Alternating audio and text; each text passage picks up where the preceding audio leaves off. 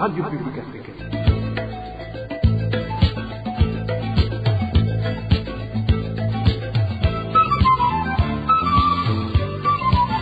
Radio Publique Africaine.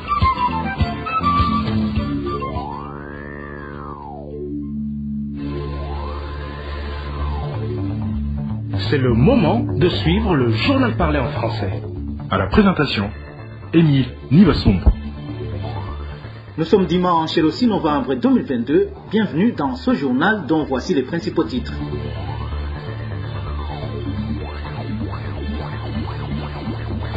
Montée des prix des denrées alimentaires ces derniers jours dans plusieurs coins du pays. La population est en colère. Nous allons en parler au début du journal. Et l'ambulance de l'hôpital de Gihofi ne serait pas utilisée pour l'intérêt de la population. Les détails à suivre tout à l'heure.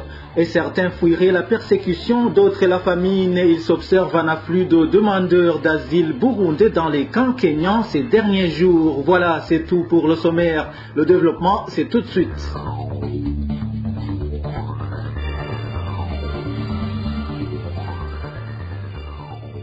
Je vous le disais en titre, la hausse des prix des denrées alimentaires est signalée dans plusieurs coins du pays ces derniers jours. Dans une période ne dépassant pas un mois, les prix des aliments de base des Burundais ont augmenté de plus de 500 francs pour la plupart. Certains Burundais ne savent pas comment ils vont survivre. Danny Claire y la trouve. Les habitants de la commune Nyanzarake en province Makamba déplorent la montée vertigineuse de prix de denrées alimentaires dans une période d'un mois seulement. Une situation aggravée par l'extrême pauvreté qui gangrène les ménages. Certaines denrées alimentaires ont augmenté de plus de 500 francs, comme l'indique ce citoyen. Le mois d'octobre dernier, le kilo de haricots dit Changa Changa, qui était à 2000 francs, aujourd'hui coûte 2500 francs. La farine de maïs coûte 2500 francs le kilogramme. Le riz aujourd'hui s'achète entre 3300 et 3500 francs burundais.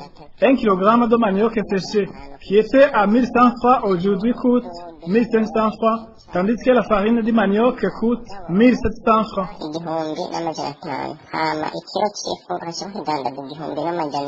Même chose qu'en mairie de Bujumbura, les habitants de la zone Kamenge par exemple indiquaient, dans une période d'un mois, les prix de denrées alimentaires ont sensiblement augmenté. Le haricot dit Kinoulié qui était à 1600 francs, aujourd'hui coûte 2200 francs. Celui dit jaune qui était à 2500 francs, aujourd'hui coûte 3000 francs. Un kilo d'arachide qui était à 3500 francs coûte actuellement 4500 francs. La farine de maïs qui s'achetait à 1400 francs, elle coûte 2100 francs. L'on signale également la même situation en province de Bubanza. Les sources sur place indiquent qu'on ne parvient plus à utiliser 10 000 francs comme ratio journalière. Les citoyens se contentent plutôt à vendre leur bétail pour survivre.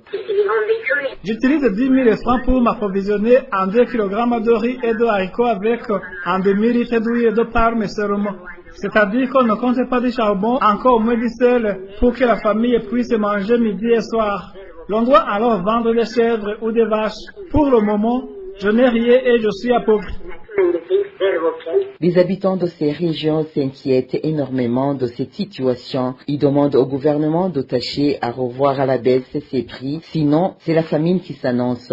La montée incessante des prix des denrées alimentaires préoccupe également les directeurs des écoles à régime d'internat à Gitega, où se trouve une grande concentration des écoles de ce type. En plus de cette hausse des prix, les fournisseurs n'osent plus livrer à crédit leurs marchandises. Les directeurs craignent une situation plus compliquée dans les prochains jours. Josiane Mouzanez. Au Burundi, l'alimentation des élèves internes est principalement constituée de haricots, de riz, de la pâte de manioc ainsi que de la pâte de maïs. À la rentrée scolaire 2022-2023 en province Gitega, un kilogramme de haricots s'achetait à 1200 francs. Aujourd'hui, pour la même quantité et la même qualité, il faut plus de 1700 francs burundi. À la rentrée, un kilo de riz s'achetait à 2000 francs. Mais actuellement, la même quantité s'achète à pas moins de 2500 francs burundais. Quant au kilogramme de farine de maïs qui s'achetait à 1500 francs burundais, aujourd'hui, il s'achète à plus de 2100 francs bout. La farine de manioc qui s'achetait à 1000 francs s'achète aujourd'hui à 1600 francs bout le kilogramme. Des prix qui font perdre la tête aux directeurs des écoles à régime d'internat. Pour ces directeurs, les subsides par élève et par jour sont déjà largement insignifiants et cette montée incessante des prix ne fait qu'aggraver la situation. Et pour tenter de contourner de telles situations, la majorité des directeurs disent qu'ils faisaient recours aux emprunts chez leurs fournisseurs de vivres, mais malheureusement, ces fournisseurs n'ont plus confiance en eux parce que les remboursements viennent tardivement. Et quant au peu de fournisseurs qui acceptent encore de donner leurs vivres à crédit, ils le font à un prix plus élevé par rapport à celui du marché, révèlent certains directeurs. Et ces fournisseurs disent qu'ils craignent de faire à nouveau face à la situation des années 2013, 2014 et 2015, où ils ont passé des années à attendre la régularisation par les écoles qu'ils avaient fourni en vivres, mais en vain. Et comme solution à ces défis, certains directeurs proposent au gouvernement la revue à la hausse des subsides ou alors du Minerval. Une autre alternative proposée est que le gouvernement lui-même fournisse de la nourriture aux écoles, comme c'est le cas pour les camps militaires et les prisons. Dans un instant, nous nous rendons à Gihofi, c'est dans la province Rutana.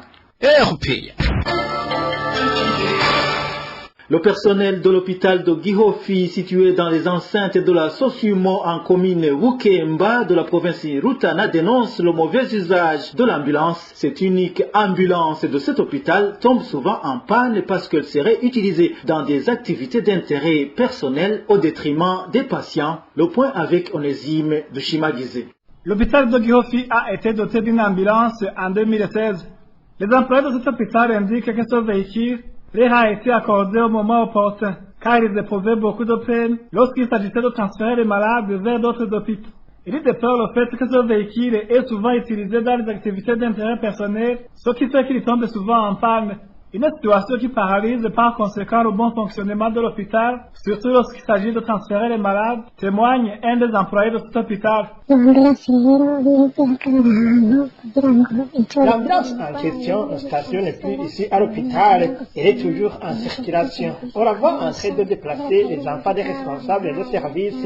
Elle est aussi utilisée dans diverses activités d'intérêt personnel, notamment pour se rendre au marché, au bistrot ou ailleurs. Cela fait qu'elle tombe souvent en panne. Pourtant, la Sosumo a beaucoup de véhicules. Nous ne comprenons pas pourquoi on n'accorde pas au chef de service un autre véhicule afin que cette ambulance soit utilisée uniquement dans les activités de l'hôpital. Il ne réalise pas combien elle est utile pour le bon fonctionnement de l'hôpital.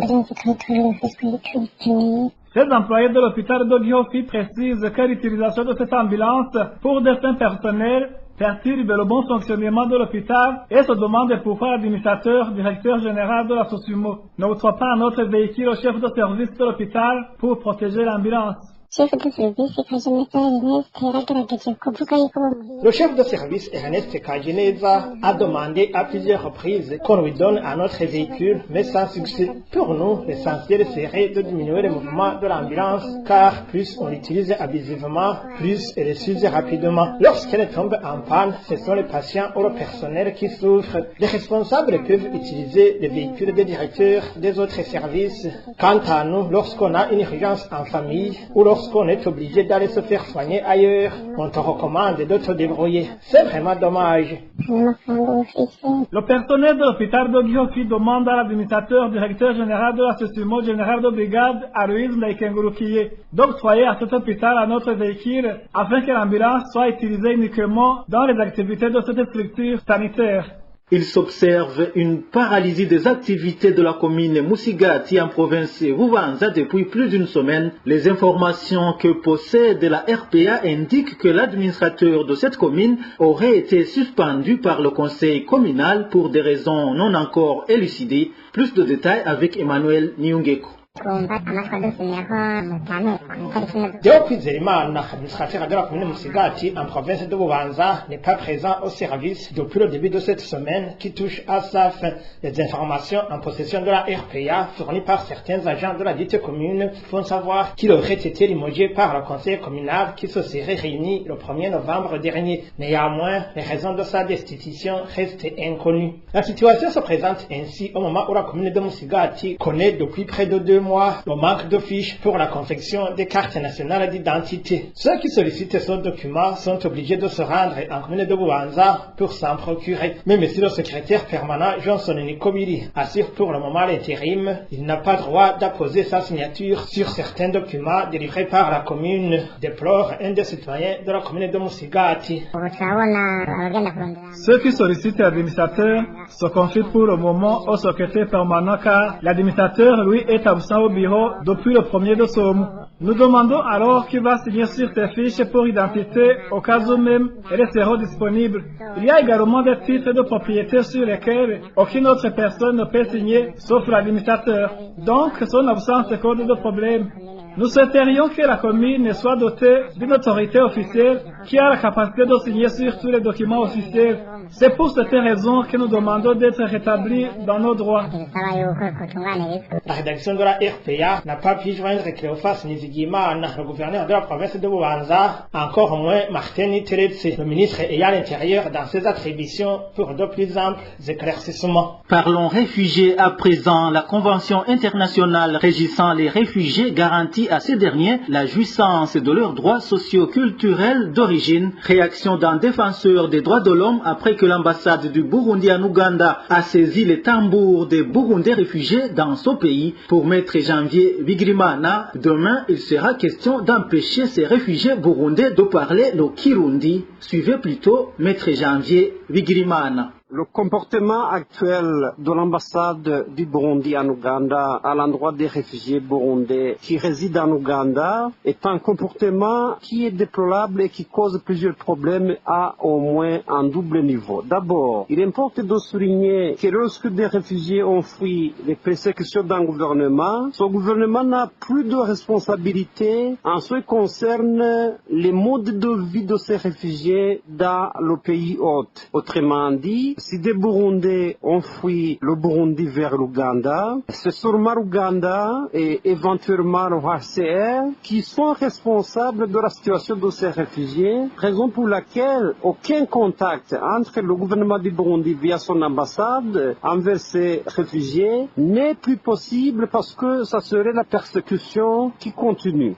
Nous devons souligner en deuxième lieu que le fait qu'un réfugié fuit son pays, cela n'implique pas que ce réfugié n'a plus de droits, notamment il a le droit d'exercer les droits sociaux et culturels qui sont garantis à la fois par les instruments internationaux, mais aussi de pouvoir jouir et exercer de la culture burundaise, raison pour laquelle aujourd'hui ces réfugiés ont le droit de battre le tambour et de jouir de tous les avantages culturels de leur pays. Nous précisons que la culture c'est quelque chose de très fondamental qui ne concerne pas des Burundais qui sont dans le pays, mais aussi les Burundais qui ont fui le pays ont le droit d'exercer et de jouir de leur culture, y compris le fait de battre le tambour, mais aussi la langue et d'autres éléments de la culture. Si aujourd'hui on empêche les Burundais à battre le tambour dans le pays où ils sont en exil, c'est comme si demain on leur empêcherait de parler le Kirundi parce que la langue est un élément important dans la culture d'une nation. Nous pensons qu'on est en train de violer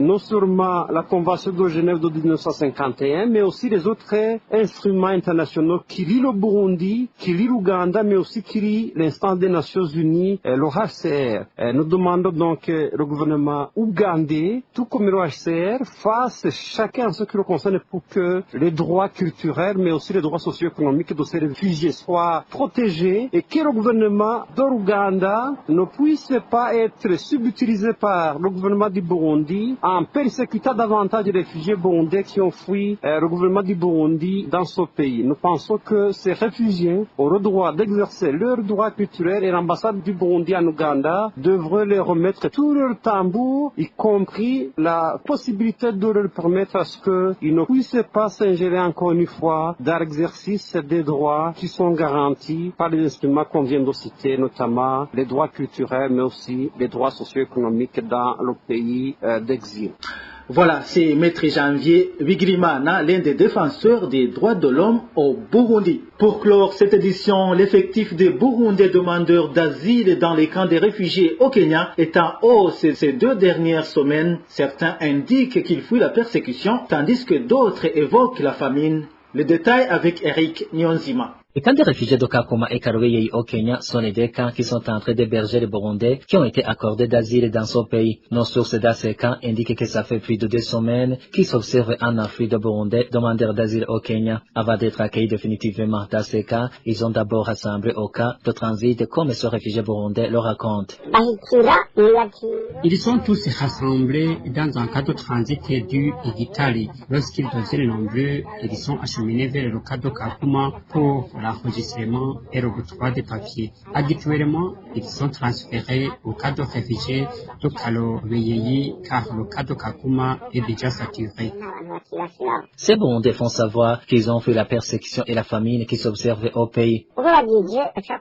Lorsqu'on leur demande la raison de quitter le pays, ils indiquent qu'ils fuient la persécution à leur endroit ainsi que la famine qui fait rage au pays. Lors de sa première visite au Burundi, la haut-commissaire adjointe des Nations Unies pour les réfugiés, Kelly Clement, a indiqué que le monde d'aujourd'hui connaît des conflits, de persécutions, de chocs climatiques, de la pauvreté et la famine croissante.